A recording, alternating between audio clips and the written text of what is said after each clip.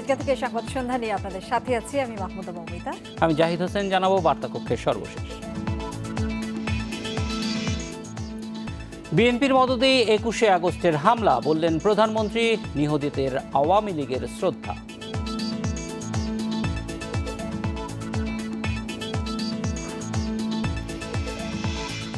প্রদীপ সহ ৩ আসামিকে নিয়ে সিনহা হত্যার ঘটনাস্থলে র্যাব, প্রতি সেকেন্ডের বর্ণনায় গুরুত্ব।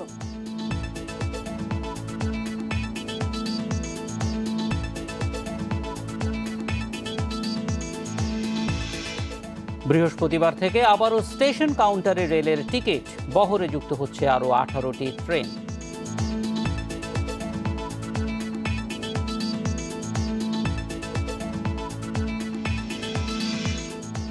এবং বার্সেলোনা ছাড়ার ইঙ্গিত অধিনায়ক লিওনেল মেসির, সতীর্থ ক্লাব সভাপতির ভূমিকায় আক্ষেপ।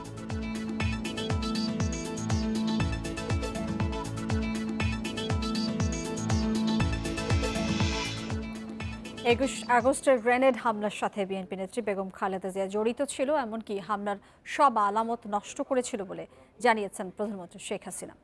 ২১ আগস্ট গ্রেনেড হামলা উপলক্ষে এক ভার্চুয়াল আলোচনা সভায় তিনি আরও বলেছেন, হামলাকারীদের নির্বিঘ্নে পালিয়ে যেতে আহতদের ওপর লাঠিচার্জও করেছিল পুলিশ।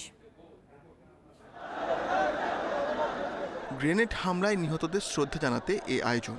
১৬ বছর আগের ওই হামলায় মহিলা আওয়ামী লীগের সভানেত্রী সহ ২৪ জন নেতাকর্মী নিহত হয়।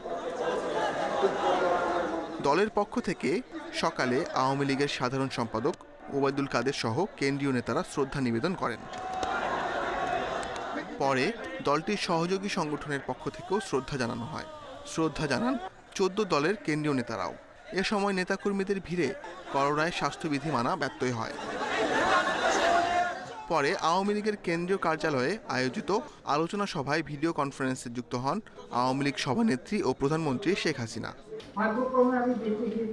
তিনি অভিযোগ করেন, ২১ আগস্ট গ্রেনেড হামলায় শুধু তারেক রহমান নয়, জড়িত ছিলেন খালেদা জিয়াও।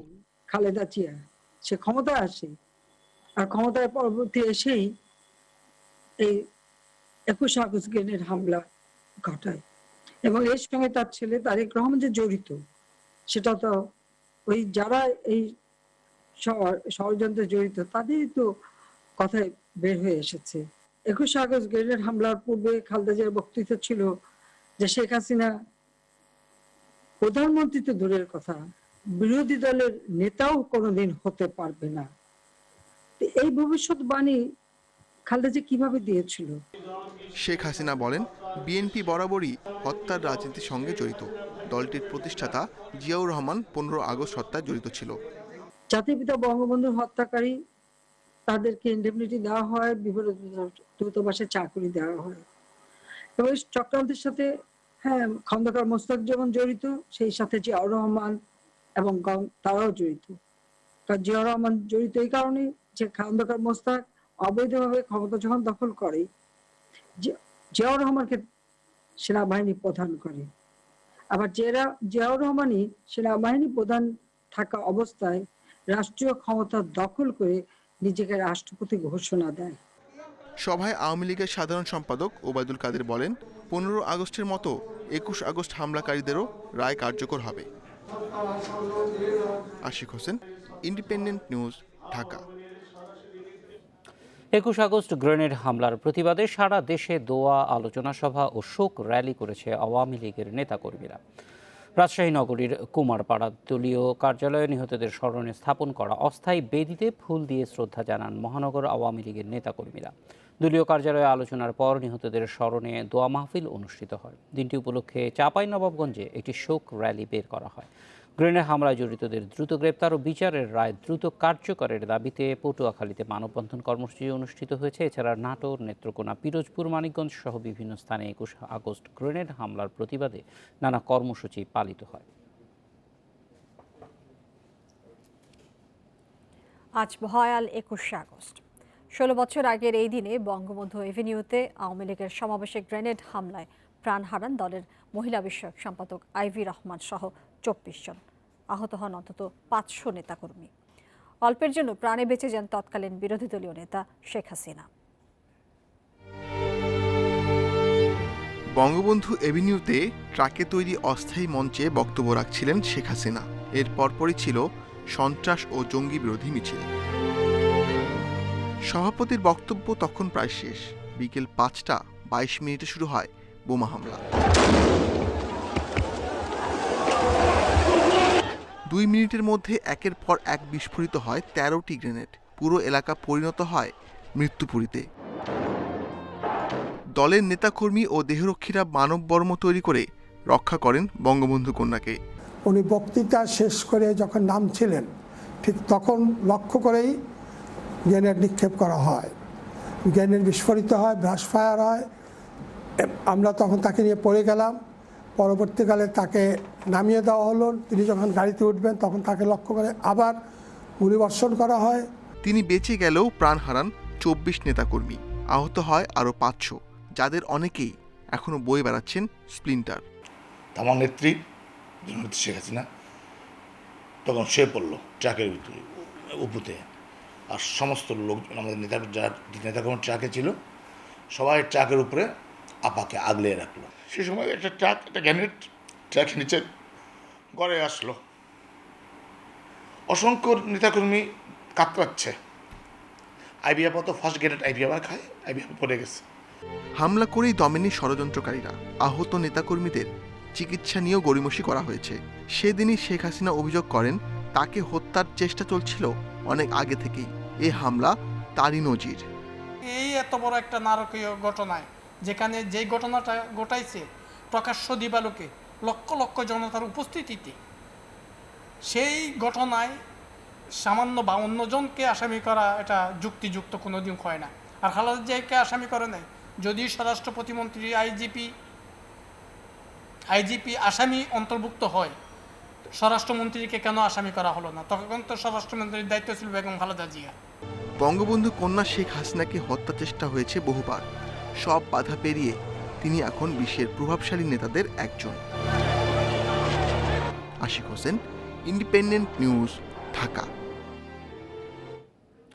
দেশের ইতিহাসে সবচেয়ে আলোচিত আসামিদের দণ্ড 21শে আগস্ট গ্রেনেড হামলা মামলায়।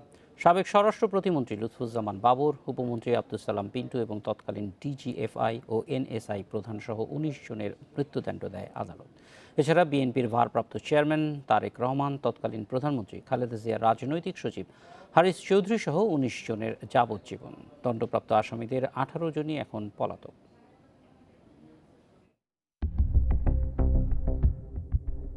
ইতিহাসের নৃশংসতম হামলার 14 বছর পর 2018 সালের 10ই অক্টোবর 21শে আগস্ট গ্রেনেড হামলা মামলার রায়। 49 আসামির 19 জনের মৃত্যুদণ্ড এবং আরও 19 জনের যাবজ্জীবন। বাকি 11 আসামির বিভিন্ন মেয়াদে কারাদণ্ড। সাবেক প্রধানমন্ত্রী বেগম খালেদা জিয়ার বড় ছেলে বিএনপির ভারপ্রাপ্ত চেয়ারম্যান তারেক রহমানকে গ্রেনেড হামলা মামলায় যাবজ্জীবন কারাদণ্ড দেয়া হয়। এছাড়াও অর্থ পাচার ও জিয়া অরফানেজ ট্রাস্ট মামলায় কারাদণ্ডপ্রাপ্ত আসামি তিনি। 12 বছর ধরে লন্ডনে আছেন। জামিন বাতিল করে পলাতক হিসেবে তার বিরুদ্ধে রায় ঘোষণা করে আদালত। বিএনপি জামাত জোট সরকারের স্বরাষ্ট্র প্রতিমন্ত্রী ছিলেন লুৎফুজ্জামান বাবর। 2007 সালে তত্ত্বাবধায়ক সরকারের সময় তাকে গ্রেপ্তার করা হয়। গ্রেনেড হামলা মামলায় তার মৃত্যুদণ্ড হয়। এছাড়া 10 ট্রাক অস্ত্র মামলায়ও ফাঁসির দণ্ডপ্রাপ্ত আসামি তিনি।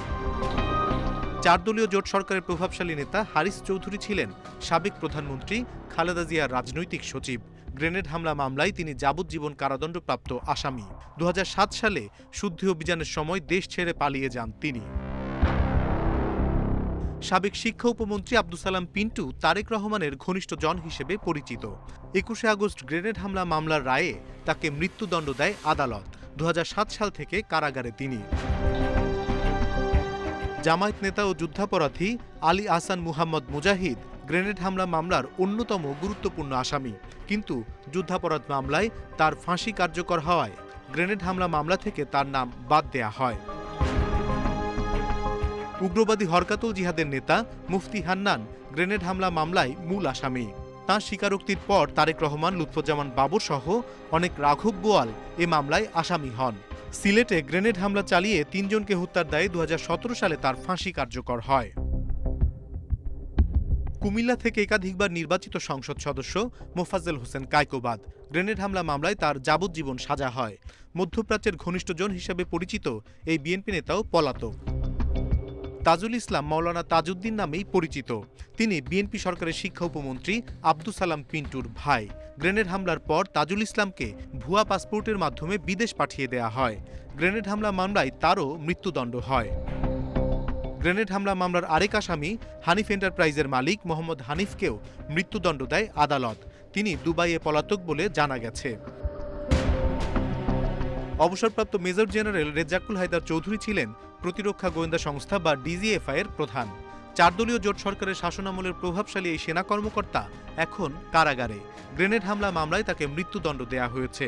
এছাড়া 10 ট্রাক অস্ত্র মামলায়ও তাঁর ফাঁসির আদেশ হয়। জাতীয় নিরাপত্তা গোয়েন্দা সংস্থা বা এনএসআই এর সাবেক মহাপরিচালক অবসরপ্রাপ্ত brigadier general Abdur Rahim grenade হামলা মামলার অন্যতম গুরুত্বপূর্ণ আসামি। তারও মৃত্যুদণ্ড হয়েছে। এছাড়া 10 ট্রাক অস্ত্র মামলায়ও তার মৃত্যুদণ্ড হয়। 21 আগস্ট গ্রেনেড হামলা মামলায় 2 বছর করে কারাদণ্ডপ্রাপ্ত গুরুত্বপূর্ণ আসামি হচ্ছেন সাবেক পুলিশ প্রধান শহীদুল হক, মোহাম্মদ আশরাফুল হুদা ও খোদাবক্স চৌধুরী সহ 8 পুলিশ ও 3 সামরিক কর্মকর্তা। অনিমেষ কর, ইন্ডিপেন্ডেন্ট নিউজ, ঢাকা। 2 মিনিটের মধ্যে কিভাবে অবসরপ্রাপ্ত মেজর সিনহা মোহাম্মদ রাশেদকে গুলি করা হয় তা অনুসন্ধানে প্রতিটি সেকেন্ডে গুরুত্ব সহকারে বিশ্লেষণ করা হচ্ছে। ঘটনাস্থল টেকনাফের শ্যামলাপুর চেকপোস্ট পরিদর্শনে এসে কথা জানান র্যাবের অতিরিক্ত মহাপরিচালক কর্নেল তোফায়েল মোস্তফা সরওয়ার। এত কম সময়ে কেন মেজর সিনহাকে গুলি করা হলো সেটাই জানার চেষ্টা চলছে। ঘটনার বিস্তারিত জানতে ওসি প্রদীপ সহ 3 আসামিকে ঘটনাস্থলে নিয়ে যায় র্যাবের তদন্ত দল। টেকনাফের শামলাপুর চেকপোস্ট সিনহা নিহতের ঘটনাস্থল। মামলার প্রধান 3 আসামি বরখাস্ত ওসি প্রদীপ, ইন্সপেক্টর লিয়াকত ও এসআই নন্দদুলালকে নিয়ে ঘটনাস্থলে হাজির র্যাবের তদন্ত দল। রিমান্ডের 4র্থ দিনে জিজ্ঞাসাবাদের অংশ হিসেবে মামলার তদন্ত কর্মকর্তার কাছে সেদিনের বর্ণনা দেন 3 আসামি। তদন্ত দলের সঙ্গে র্যাবের অতিরিক্ত মহাপরিচালকের নেতৃত্বে তদারকি দলও আসে ঘটনাস্থলে। কর্নেল তোফায়েল মোস্তফা সরওয়ার জানান, সিনহাকে গুলির ঘটনাটি ঘটেছে 2-1 মিনিটের মধ্যে। কি এমন পরিস্থিতি হলো যে এত অল্প সময় সিনহার ওপর গুলি করতে হলো ইন্সপেক্টর লিয়াকতকে, তা অনুসন্ধানে প্রতি সেকেন্ডকেই গুরুত্ব দিয়ে বিশ্লেষণ করা হচ্ছে। ঘটনাটা 1-2 মিনিটের মধ্যে একটু ডাউন চেক করা, গাড়িতে পরিচয় জানতে চাওয়া, তারপরে কোন অবস্থার পরিপ্রেক্ষিতে গুলিটা হয়েছিল, এই 1-2 মিনিটের ঘটনাকে বের করতে হলে প্রত্যেকটা সেকেন্ডকে আমরা বিশ্লেষণ করতে চাই। প্রত্যেকটা সেকেন্ড ইজ ইম্পর্টেন্ট। র্যাবের অতিরিক্ত মহাপরিচালক বলেন, সিনহা হত্যাকাণ্ড খুবই স্পর্শকাতর ঘটনা। সে কারণেই সর্বোচ্চ গুরুত্ব দিয়ে সকল তথ্য উপাত্ত বারবার বিশ্লেষণ করা হচ্ছে। কোনো তথ্যই যাতে বাদ না পড়ে সেদিকে সর্বোচ্চ সতর্ক তদন্ত দল। ব্যারিকেড থেকে ব্যারিকেডের দূরত্ব, প্রত্যক্ষদর্শীদের সাথে দূরত্ব, সবকিছু সে সরজমিনে মাপবে, তারপরে আইওর একটা কনসেপ্ট ডেভেলপ করবে। এখনো আমরা প্রত্যেকটা ডিটেলসে যাচ্ছি, সেই জন্যই আমি আমার সাধারণ দিক নির্দেশনা দিয়েছি আইওর কাজ করবে। এদিকে বৃহস্পতিবার রাতেই নীলিমা রিসোর্ট থেকে জব্দ করা সিনহার হার্ড ডিস্ক সহ 29 আলামত র্যাবকে বুঝিয়ে দিয়েছে পুলিশ। পাশাপাশি জব্দ তালিকা 5 দিন পর আদালতে জমা দেয় আগামী 7 কার্যদিবসের মধ্যে রামু থানার ওসিকে আদালতে হাজির হয়ে লিখিত ব্যাখ্যা দেওয়ার নির্দেশ আদালতের। Masudur Rahman, independent news. শুক্রবার দুপুর পর্যন্ত 24 ঘন্টায় করোনায় আরও 39 জনের মৃত্যু হয়েছে। 13,155 নমুনা পরীক্ষায় নতুন শনাক্ত 2,401 জন রোগী। শুক্রবার স্বাস্থ্য অধিদপ্তরের বিজ্ঞপ্তিতে এইসব তথ্য জানানো হয়েছে। পরীক্ষা বিবেচনায় শনাক্তের হার 18.55%, আর শনাক্ত বিবেচনায় মৃত্যুর হার 1.33%। শুক্রবার দুপুর পর্যন্ত 24 ঘন্টায় সুস্থ হয়েছেন আরও 3,624 জন। এই নিয়ে মোট সুস্থ 1,72,615 জন। শনাক্ত বিবেচনায় সুস্থতার হার 59.45%। দেশে মোট করোনা আক্রান্ত ব্যক্তির সংখ্যা দাঁড়ালো 2,90,360 জনে, আর মোট প্রাণহানি 3,861 জনের।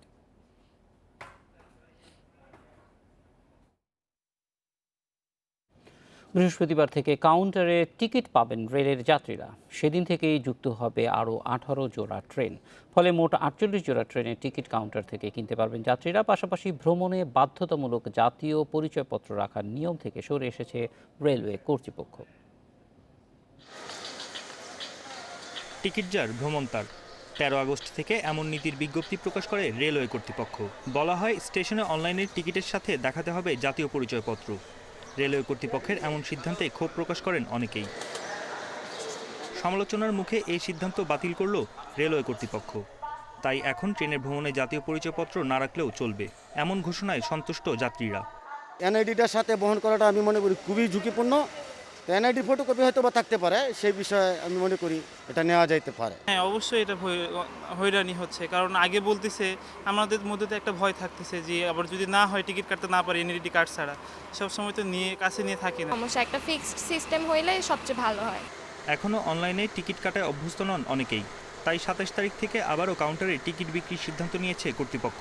রেল এক্সপ্রেস এবং প্যাসেঞ্জার কমিউটার ট্রেনের টিকিটটা আমরা অনলাইনে ব্যবস্থা করতে পারি, এটা অবশ্যই কাউন্টারে বিক্রি হবে। অনলাইনে যেটা হচ্ছে তার 2 ঘন্টা আগে সময় আগে যদি বিক্রি না হয় কাউন্টারে পাওয়া যাবে। অ্যাকচুয়ালি সেটা ডিফিকাল্ট আর কি, কোনো যাত্রী বুঝতেছে না সে কাউন্টারে পাবে কিনা, কিন্তু আমরা কাউন্টারটাকে ইন্টারসিটি ট্রেনে নিরুৎসাহিত করছি। 27 আগস্ট থেকে আরও 18 জোড়া ট্রেন চলবে। পর্যায়ক্রমে সব ট্রেন চালুর কথাও জানিয়েছে বাংলাদেশ রেলওয়ে। বন ইবনে কামাল, ইন্ডিপেন্ডেন্ট নিউজ, ঢাকা। বঙ্গোপসাগরে সৃষ্ট লঘুচাপের প্রভাবে সাগর উত্তাল। সমুদ্র বন্দরগুলোতে বহাল রাখা হয়েছে 3 নম্বর স্থানীয় সতর্ক সংকেত। লঘুচাপের প্রভাবে দেশের দক্ষিণাঞ্চলের উপকূলীয় জেলাগুলো 1 থেকে 3 ফুট উচ্চতার জোয়ারের পানিতে প্লাবিত হতে পারে। পরবর্তী নির্দেশ না পাওয়া পর্যন্ত বঙ্গোপসাগরে অবস্থানরত সব ধরনের মাছ ধরার নৌকা এবং ট্রলারকে উপকূলের কাছে সাবধানে চলাচল করতে বলেছে আবহাওয়া অফিস। এদিকে ঢাকা সহ দেশের বিভিন্ন জায়গায় সকাল থেকে থেমে থেমে বৃষ্টি হচ্ছে। এছাড়া অন্য বিভাগগুলোর কিছু কিছু জায়গায় বৃষ্টির পূর্বাভাস রয়েছে। এই বৃষ্টি থাকতে পারে আরও 2 দিন। ভোর 6টা পর্যন্ত দেশের সর্বোচ্চ বৃষ্টিপাত রেকর্ড করা হয়েছে 63 মিলিমিটার, আর ঢাকায় বৃষ্টি হয়েছে 18 মিলিমিটার।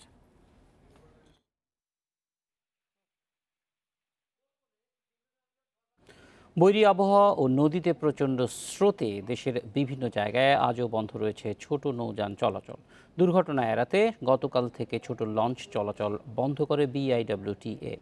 বরিশালে 24 ঘন্টা বন্ধ থাকার পর সকালে অভ্যন্তরীণ 12টি রুটে লঞ্চ চলাচল শুরু হয়। সকালে পাটুরিয়া দৌলতদিয়া এবং আরিচা কাজিরহাট নৌ রুটে লঞ্চ চলাচল শুরু হয়। এদিকে তীব্র স্রোতে লক্ষ্মীপুর ভোলা নৌ রুটের ফেরি ও লঞ্চ চলাচল বন্ধ রয়েছে। গত 3 দিন ধরে ফেরি চলাচল বন্ধ থাকায় দুপারে আটকা পড়েছে কয়েকশো পণ্যবাহী ট্রাক।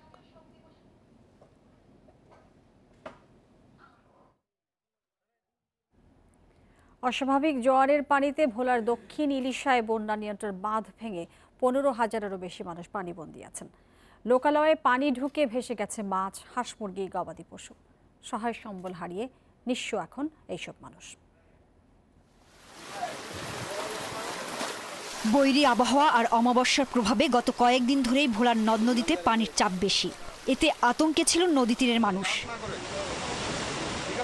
বৃহস্পতিবার দুপুরে হঠাৎ পূর্ব ইলিশা ইউনিয়নের বন্যা নিয়ন্ত্রণ বাঁধের 40 মিটার ভেঙে যায়। এতে রামদাসপুর কান্দি, সাজিকান্দি, দক্ষিণ ইলিশা সহ অন্তত 10 গ্রামের মানুষ পানিবন্দী হয়ে পড়ে। লোকালয়ে পানি ঢুকে ভেসে গেছে পুকুরের মাছ, ঘরের হাঁস, মুরগি ও গবাদি পশু। নষ্ট হয়েছে পানের বরজ সহ ক্ষেতের ফসল। পানি আমার ঘর দুয়ার সব তলায় গেছে, তারপর মুরগি হাঁসটি মরিয়া গেছে। কোনো খাইতে লইতে পারি না, রাঁধতে পারতে পারি না। এখন আমাকে যদি পরিষদে যদি আমরা যদি থাকার যদি আমাকে লাইন দেয় তা আমরা কোনো রকম আমরা থাকতে পারি। ঘর দুয়ার ভরিয়া গেছে, ধান ফান ক্ষয়ক্ষতি হয়েছে। এরপরে আমরা চেয়ারম্যান, মেম্বার, সৈদার দহদার কোনো যোগ জিজ্ঞাসা নাই। পানি উন্নয়ন বোর্ড বলছে জোয়ারের কারণেই বাঁধ নির্মাণের কাজ বাধাগ্রস্ত হচ্ছে। মানুষের দুর্ভোগ কমাতে স্থায়ী বাঁধ নির্মাণের কথা জানান এই কর্মকর্তা। এই অংশটা আমরা তাৎক্ষণিকভাবে মেরামতের চেষ্টা করেছি, কিন্তু জোয়ার চলে আসার কারণে আমরা আসলে এটা কোনো সম্পূর্ণ মেরামত করতে পারি নাই। তা আমরা আশা করতেছি জোয়ারটা শেষ হয়ে গেলে পরে ভাটার সাথে সাথে আমরা এবার বেড়িবাঁধটা সম্পূর্ণ মেরামত করে দিব এবং সেক্ষেত্রে আর পরবর্তী জোয়ারে ভিতরে পানি প্রবেশ করবে না এবং এলাকার ক্ষয়ক্ষতি হবে না। ভোলার 7 উপজেলায় 376 কিলোমিটার বন্যা নিয়ন্ত্রণ বেড়িবাঁধ রয়েছে, যার মধ্যে 112টি পয়েন্ট অতি ঝুঁকিপূর্ণ। Independent news desk. মুন্সিগঞ্জের সিরাজদিখানে ধলেশ্বরীর নদী ভাঙনের শিকার প্রায় 1 কিলোমিটার এলাকা। গত 2 দিনে নদীগর্ভে বিলীন হয়েছে উপজেলার কেরাইন ইউনিয়নের ইসলামপুর গ্রামের প্রায় 20টি বাড়ি। হুমকির মুখে আরও শতাধিক ঘরবাড়ি, বাজার ও শিক্ষা প্রতিষ্ঠান। স্থানীয়রা বলছেন এলাকায় 50 বছর পর নদী ভাঙন দেখা দিয়েছে। কোরবানি ঈদের পরের দিন ভোর 6টা ধলেশ্বরীর ভাঙনে তলিয়ে যায় শেখদার বাড়ি। পরিবারের সদস্যদের নিয়ে ঘর থেকে কোনো মতে বের হতে পেরেছিলেন রিজভি। চোখের সামনে নদী গর্ভে বিলীন হতে দেখেন ভিটে বাড়ি, মেহগনি ও নারকেলের বাগান। কোনো কিছু সরাতে পারি না। আমার 3টা ঘর ছিল, একেবারে 3টা ঘরই একবারে পানির নিচে ডাইবা জায়গা। নদীতে পানি কমে স্রোত বাড়ায় ভাঙনের মুখে পড়ে কয়েন ইউনিয়নের ইসলামপুরবাসী। সেই সাথে কিছুক্ষণ পর পর নদীতে বালুবাহী বাল্ক আসা যাওয়া করায় পাড়ের ভাঙন তীব্র হচ্ছে। এ পর্যন্ত 1 কিলোমিটার এলাকায় প্রায় 20টি পরিবারের বাড়ি নদীতে বিলীন হয়েছে।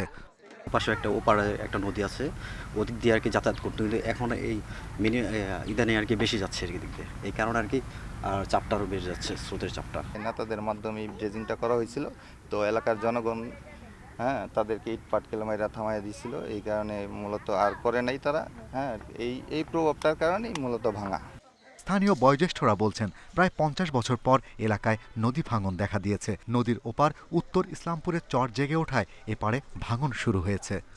ওখানে একটা চর পড়ছে, ছোটা বাইরে গেছে, ওটা বাড়াতেই এই স্রোতরা এই সাইডে পড়ে। পানি বোর্ড থেকে এখানে কিছু বস্তা ফালাই গেছে, সাধারণ এখানটা কোনো এখন পর্যন্ত কিছু করেনি। ভাঙন এলাকার মাত্র 100 ফুট দূরে আছে জেলার সবচেয়ে পুরনো শিক্ষা প্রতিষ্ঠান ইসলামপুর কামিল মাদ্রাসা। প্রায় 1000 ছাত্রছাত্রীদের নিয়ে গড়া এই প্রতিষ্ঠানও রয়েছে ভাঙনের ঝুঁকিতে।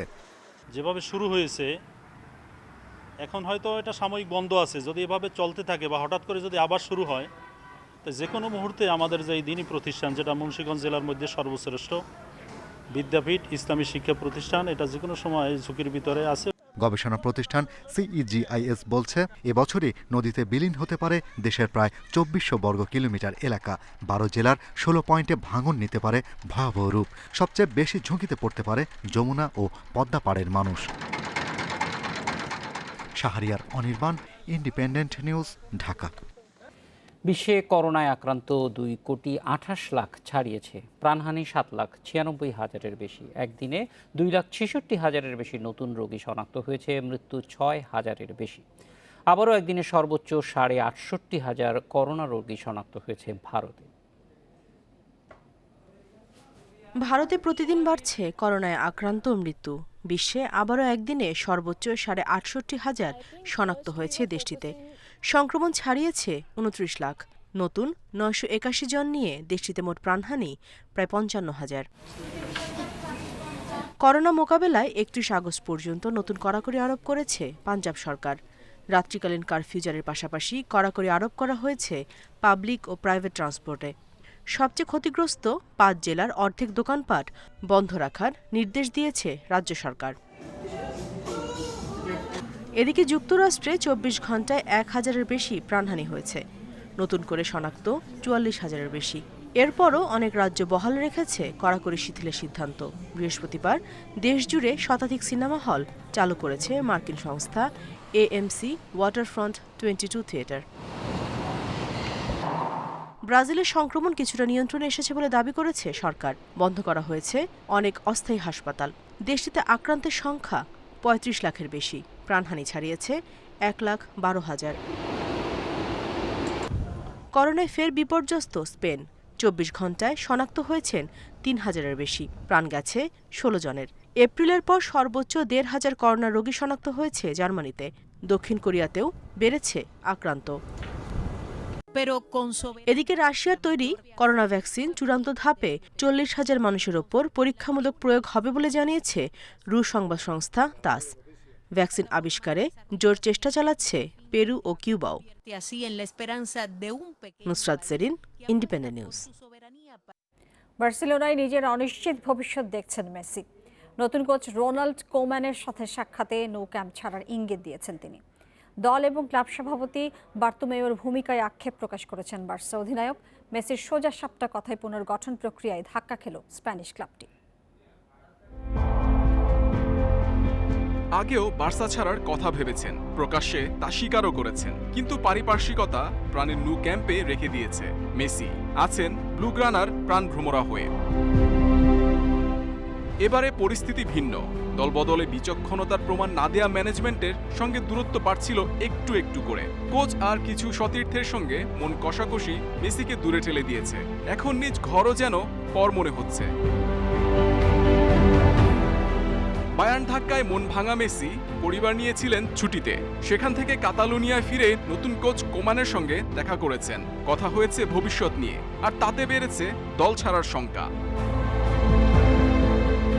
গণমাধ্যম জানাচ্ছে বার্সার সঙ্গে বন্ধন ছিন্ন করার চিন্তা জেঁকে বসেছে। ক্যাম্পে থাকার চেয়ে ছাড়ার সম্ভাবনাই বেশি, সে কথা কোমানকেও নাকি বলে দিয়েছেন মেসি। চুক্তির মেয়াদ আছে আরো 1 বছর। এ কারণে হুট করে সিদ্ধান্ত নেওয়া যে কঠিন হবে তাও বুঝতে পারছেন আর্জেন্টাইন মহাতারকা।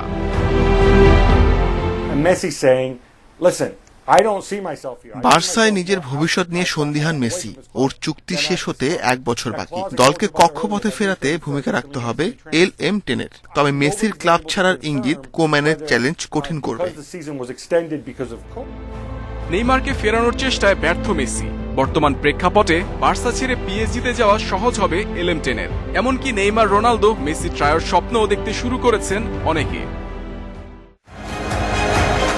বার্সা মেসি সমর্থক, সমর্থকেরা তা মেনে নেবে এক বাক্যে। আর্জেন্টাইন ম্যাজিশিয়ান যদি চলেই যান, সেই শূন্যতা পূরণ হবার নয়। Mohammad Nazim, independent news.